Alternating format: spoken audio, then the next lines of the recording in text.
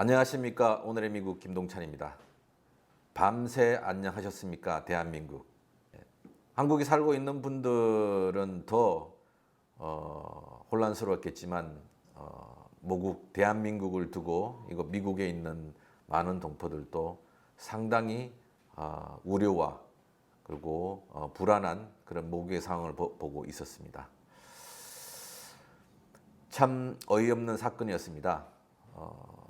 이렇게 계엄 이런 것들이 아주 먼 옛날의 이야기고 아주 먼 나라의 이야기라고 생각을 했었는데 민주주의가 가장 잘 성숙한 대한민국에서 이런 계엄령이 선언이 되리라고는 꿈에도 몰랐습니다. 그리고 늘 가장 불행했던 20세기를 겪고 진짜 고난의 역사를 개척하고 민주주의를 개척해왔던 한국 출신으로서 자부심을 가지고 있었는데 이번에 계엄령이 선포되는 것을 보면서 상당히 당혹스러웠습니다. 사실 박정희 군사정변 이후에 한국은 끊임없이 정변이 일어났죠. 그리고 이 마지막으로 1987년도 민주화 운동을 통해서 한반도의 민주주의가 법으로서 작동되기 시작했습니다. 그 이후로는 그 어떤 계엄이나 군사적 정변이 없었죠. 그 과정에 우리는 4.19를 겪었고 5.18을 민주화 운동을 겪었습니다. 얼마나 많은 사람들의 희생이 뒤따랐을까요? 그리고 그로 인한 그 가족들이 받았던 고통의 역사. 다시 그런 역사가 반복될 것이라는 생각이 머릿속에 스치면서 이걸 어떻게 해야 될까라는 상당히 곤혹스러웠습니다. 그런데 다행히도 시민들이 나와서 총구를 잡고 군인들을 만류하고 또 국회의원들은 그야말로 아무도 생각하지 못했을 그런 신출기물한 방법으로 담을 넘어 들어가서 마침내 개헌을 부결하는 그런 결과를 만들었습니다. 그리고 일제히 전 세계의 정부와 언론들, 특히 미국에서는 이런 국회에서 나온 이 계엄 부결에 대한 것들을 반드시 진행을 해야 된다, 받아들여야 된다 이렇게 코멘트가 나온까지 봐왔습니다. 그런데 중요한 것은 그로 인해서 한국의 원달러 가치가 삽시간에 하락을 했고 또 한국을 방문하겠다는 여러 중요한 외국 인사들도 방문을 연기했습니다. 그러니까 이 하나의 해프닝이라고 할 수도 있는 이 상황이 만들어낸 경제적 후과는 이제 지금부터 시작이 될 겁니다. 정말 안정된 경제적으로 정치적으로 안정된 대한민국을 대상으로 무역과 여러 협력 관계를 해오고 있던 다른 나라들은 다시 한번 대한민국을 생각하게 될 것이며 그래서 시간이 더 많이 걸릴 수도 있고 또 그들이 생각했던 어떤 한국과의 관계를 진행하지 않을 수도 있는 그런 상황은 한국에게는 큰 피해가 될 거라고 생각을 합니다. 당장 여기에서 뭐 유학생이나 이런 사람들은 밤새 올라버린 달러화 때문에 많은 피해를 보고 있는 것도 사실입니다.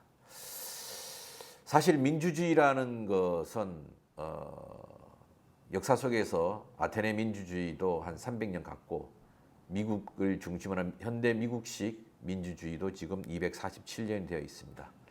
많은 나라들이 민주주의를 하겠다고 했음에도 불구하고 여전히 민주주의라는 게 참 쉽지는 않습니다. 민주주의를 제도적으로 안착시키고 그 제도가 잘 돌아가게끔 잘 작동시키는 데까지 오는 것이 너무나 힘들었습니다. 그래서 사실 공든 탑보다 더 어려웠던 것이 민주화였고 한국은 지금 그 민주화 속에 살고 있습니다. 물론 새로 태어난 사람들은 그 민주주의가 얼마나 어렵게 정착이 되었는지를 잘 모를 수 있습니다. 그러나 물고기가 물 밖을 나와봐야만 물이 소중했다는 것을 알 수 있듯이 민주주의를 한번 읽고 난 다음에 민주주의가 얼마나 소중했던가를 되돌아본다 그러면 너무나 슬플 것이라고 생각이 듭니다. 어쨌든 시민들의 용감한 저항으로 국회에서 투표가 이루어질 수 있었고 또 투표 이후에도 대통령이 계엄 철회를 할 때까지 국회를 중심으로 밤새 전국에서 올라와서 국회를 지킨 시민들을 보면서 오히려 전 세계는 감탄을 했습니다. 와우, 한국의 민주주의 오히려 이 기회로 더욱더 탄탄해지겠구나라는 또 기대도 받았습니다. 처음에는 부끄러웠지만 지금은 한국에서 그런 민주주의를 지키기 위한 여러 시민들의 노력들을 보면서 또 한 번 가슴이 뜨거웠고 또 감동했습니다.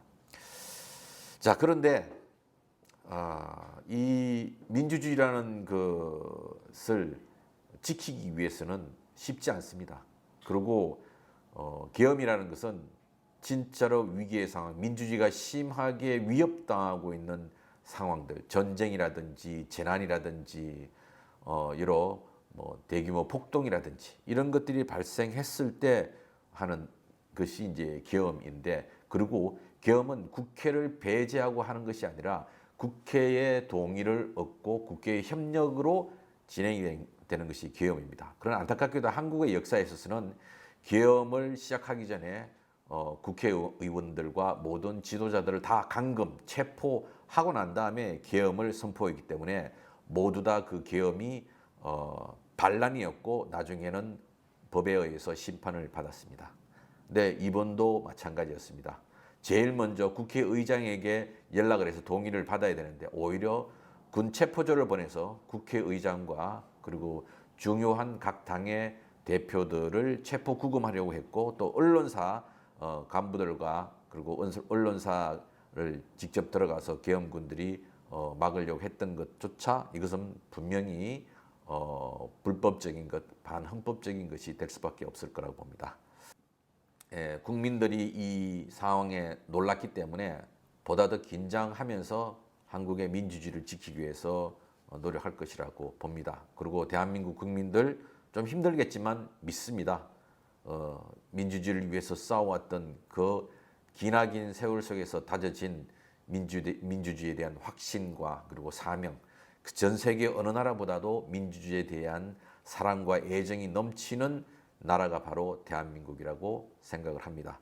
그렇기 때문에 이제는 얼마 남지 않았지만 긴장을 늦추지 않고 민주주의를 지키기 위해서 더 많은 노력을 할 거라고 봅니다.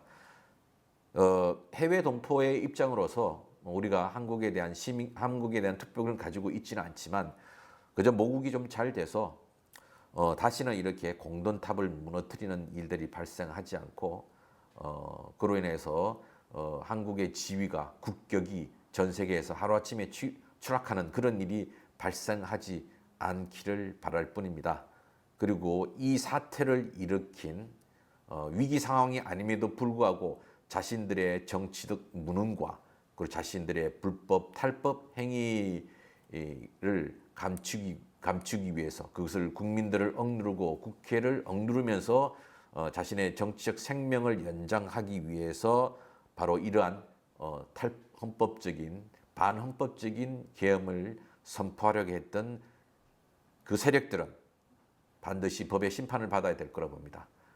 그러지 않으면 또다시 이런 일들이 발생할 것이고 우리가 기나긴 세월 동안 11.2 쿠데타를 일으킨 세력들에 대해서 법으로 징치하는 노력들을 해왔기 때문에 그 법의 근거에 의해서 이런 계엄이나 이런 것들을 함부로 일으키지 못하게 했던 것인데 만약에 이번에 그냥 지나간다 그러면 또 누군가는 이런 일들을 만들어서 공돈탑을 무너뜨리는 일이 발생할 것이라고 봅니다. 그래서 반드시 이것은 처벌을 해야 되고 단 한 명이라도 끝까지 쫓아가서 그들의 참가 공모 여부를 파악해서 법의 심판대에 올려야 될 것입니다. 그래야 이렇게 하루아침에 대한민국의 국격을 실추하고 또 공든탑으로 이끌어왔던 대한민국의 오늘의 모든 발전상들을 과거로 되돌아가게끔 하지 못하게 할 것이라고 생각을 합니다.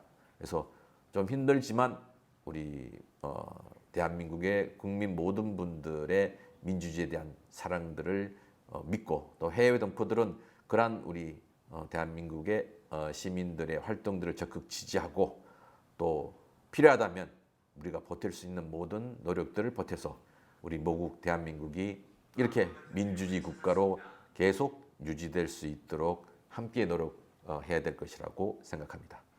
지금까지 오늘의 미국 김동찬이었습니다.